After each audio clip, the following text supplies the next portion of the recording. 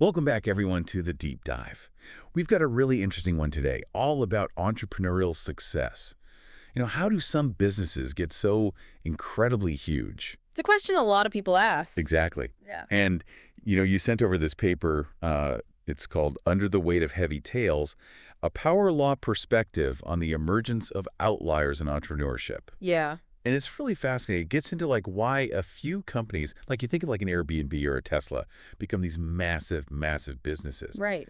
And the rest, you know, they're not quite there. So we're going to kind of unpack this a little bit, this paper, and look at, are these outliers, are they really as random as they seem? Well, that's a really timely topic because there are a lot of assumptions out there about entrepreneurial success, and a lot of them aren't really accurate. Like people will say, oh, it's a bell curve. Right, right. Most companies kind of cluster around the average. Yeah. But in reality, it's way more interesting than that. It's much more skewed. These rock star firms really dominate the landscape. I love that. Okay, so let's unpack this a little bit more. Let's figure out what's actually going on here. Okay, so the paper dives right into this. They look at this idea of a pure power law distribution. Okay. And that suggests that those outliers are totally random, right? Just Yeah. chance. Just luck of the draw. Exactly. But here's the thing. They analyzed 32 samples of real-world data. This is revenue, employment numbers from thousands of firms. Wow. And guess what? Pure power laws, they were super rare. So randomness, it's not the whole story. So if it's not pure power law, what is it? What did they find instead? Okay, so instead of pure power laws, they found two dominant shapes in the data. Okay. One is a power law with an exponential cutoff, and this is especially common when you're looking at revenue. Okay. And then the other one is the lognormal distribution, and that one pops up a lot with employment data. Okay, so we've got these two shapes, and I guess for people who aren't super familiar with, statistics and distributions and things like that, how would you describe those? What do those shapes look like? Okay, so imagine a pure power law. You can think of it as a steep cliff. Okay. It's like a straight shot down. Very extreme. Now, a power law with an exponential cutoff, it's more like a gentle slope. Okay. You still have outliers at the top, but the decline is more gradual. I see. And then log normal, it's kind of in between. It allows for some fast growth, but it tapers off more quickly than that pure power law cliff. Gotcha. Okay, so these are kind of the shapes that we're seeing in the real world. So even though it's not pure randomness, those outliers, they still matter. Oh, absolutely. They still have Yeah. this massive impact on the entrepreneurial landscape. They're like these giants that kind of cast a long shadow. Totally. So if it's not pure randomness, then what is it? What's causing these distributions, these outlier companies to exist?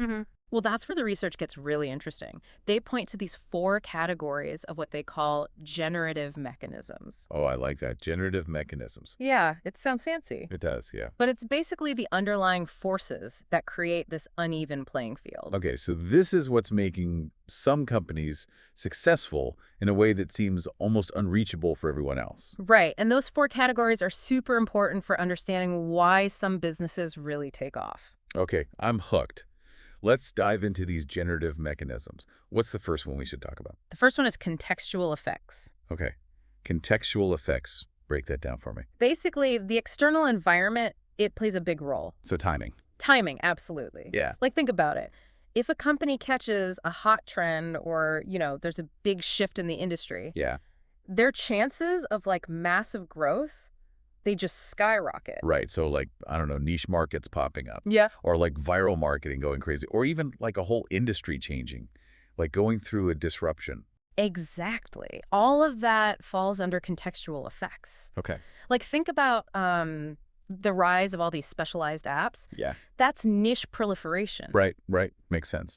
Or imagine, a company, suddenly their sales go through the roof because they had this brilliant viral marketing campaign. Yeah. Contagion burst. Boom. I like that. I like that a lot. And then, those massive shifts, like when online retail just completely changed, well, it disrupted traditional stores. Yeah. You think about all the big box stores struggling. Totally. Those are phase transitions. And the companies that are ready for those shifts. Yeah. They ride the wave to huge success. Okay, so understanding those external forces, that's key. Yeah. What's the next one? All right. So the next one is positive feedback. And this is the idea that success, it breeds more success. Okay. So early wins, they can attract more customers, more funding, better talent. Makes sense. It's like a snowball effect. It's that, like, the rich get richer kind of Yeah. thing? Yeah, exactly. But in the business world. Okay. So those early wins, they're almost like magnets. They pull in more and more. Exactly. Resources, opportunities, it just keeps growing. It's powerful if you can get that going. Oh, yeah. It's a powerful cycle to tap into. Okay. So we've got contextual effects, positive feedback. What's number 3? Okay, number 3 is multiple distributions. And this one focuses on the resources a company starts with. Like what? Yeah. What kind of resources are we talking? So things like talent, capital, networks, and it's all about how those things can combine in powerful ways, Okay. to create massive growth. So it's not just about having one amazing founder or the best idea ever. No, it's bigger than that. It's like having the right team, the right connections, the right funding. Yeah, it's like having all the pieces of the puzzle fit perfectly together, Okay. and then they can just like explode. That makes sense. Well- So building that like robust foundation. Right. That can support rapid growth. That's key. Okay. So we've got 3. Contextual effects, positive feedback, multiple distributions. What's the final one? Okay, the last one is ratio imbalances. Ratio imbalances. All right, let's break that one down. What does that even mean? So this one is about ambition and that gap between where a company wants to be and where they are right now. Okay. And, that mismatch, it can actually be a huge motivator. Really? Oh, yeah. Okay. It drives companies to be bold, to innovate like crazy, to push their limits to reach those goals. So it's like a hunger, that fuels them to innovate. Absolutely. They're constantly trying to close that gap between where they are and where they dream of being. And that pushes them beyond Yeah. like their comfort zone. Right. And that's when amazing things can happen. It leads to these bursts of activity and innovation that just propel them to incredible heights. Okay, I'm starting to see how all these 4 mechanisms, even though they're different, Mhm. they can actually work together to create these incredible success stories. But this is all, pretty high level. Like, how can our listener actually use this? Okay. What are some takeaways here? That's the million-dollar question, right? Yeah. But luckily, this research, it gives us some concrete advice. Okay. So first things first, look at your own venture, your idea. Really analyze it. Okay. What are your strengths? Where are the gaps? Kind of like a SWOT analysis, but with a focus on these 4 generative mechanisms. What? Instead of just listing, strengths, weaknesses, opportunities, threats. Yeah. We're looking at them through this lens of contextual effects, positive feedback, multiple distributions, ratio imbalances. Okay, so applying these concepts to our specific situation. Right. Okay. So let's start with contextual effects. Okay. Are there trends in your industry you can use, Wow. or shifts? Yeah. Any niche markets that are ripe for, disruption. You want to be the surfer who catches that perfect wave. Ride that wave. Exactly. Okay, so it's not just about having a great idea. No. It's about understanding the whole playing field. Positioning yourself Yeah. to take advantage of those opportunities. All right, contextual effects, check. Okay. What about positive feedback? All right. So positive feedback, it's all about amplifying those early wins. Okay. Every success, no matter how small, it can build that momentum. Yeah. Don't be shy about sharing those wins, Get press, share testimonials. Shout it from the rooftops. Yeah. Let people know you're onto something special. Create that buzz, that excitement that Okay. pulls people in. And that energy, it attracts talent, investors, Right. and of course, customers. Yeah, that makes a lot of sense. Okay, so we've got contextual effects, positive feedback. What about multiple distributions? So for multiple distributions, think about your dream team. Okay. Strategic partnerships, they're so important here. Yeah. Find those companies or people that have strengths that complement yours. Yeah. You don't have to be good at everything. Right. 2 heads are better than one, especially if they've got, different skills. Exactly. It's about leveraging the expertise of others to create that multiplier effect. Right. Really, really smart. Okay, so what about ratio imbalances? This is the last one. Okay, so for ratio imbalances, remember, it's about setting those ambitious goals, Yeah. but also being willing to adjust, based on feedback. Okay, so it's not just setting the target and charging ahead. No.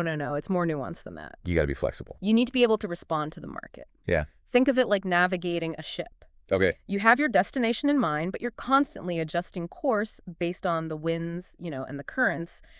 Embrace that gap between your aspiration and where you are right now. Yeah. It can be such a powerful source of motivation and innovation. So how do you get that feedback, to adjust? Talk to your customers. Get their input early and often. Find mentors, advisors, people who can give you an outside perspective. Okay. Don't be afraid of constructive criticism. Yeah. It can be the key to some major breakthroughs. It sounds like this research is really pushing that idea of, constantly learning, constantly adapting. Absolutely. The world of entrepreneurship, it's always changing. It's like, think of it like surfing. Okay. You need to constantly adjust to stay on top of the waves. Being flexible, being willing to change, that's so key. This has been amazing. We've learned so much. We've debunked some myths about entrepreneurial success, looked at the real distribution of outcomes. Yeah. We've even given our listeners some real strategies they can use. But before we wrap up, I have one last question for you. Okay. So we've talked about these 4 generative mechanisms and how they contribute to, outlier success. Mm-hmm.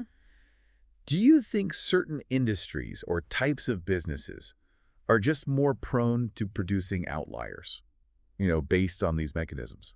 Wow, that is a fantastic question. And it's one that, we need to explore further. I mean, we know that some industries, they're just way more dynamic than others, more likely to be disrupted. But contextual effects, they might be bigger in those industries. Exactly. And some business models, they just lend themselves to those positive feedback loops we talked about, like platform businesses. Yeah. Think like social media, online marketplaces. Right, right. Where the more people use it, the more valuable it becomes. Yeah, those network effects are powerful. And when it comes to multiple distributions, well, some industries just naturally have more talent or capital. Like Silicon Valley. Exactly. Yeah. So yeah, the connection between these mechanisms and, the specific traits of an industry, that's something to really dig into.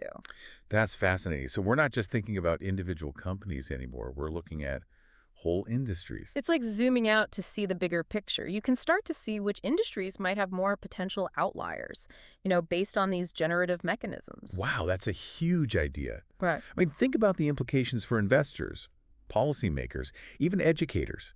If we can understand which industries are more likely to produce these game-changing companies, we can make smarter decisions. Exactly, about where to put resources, talent, support. It's not about just picking winners anymore.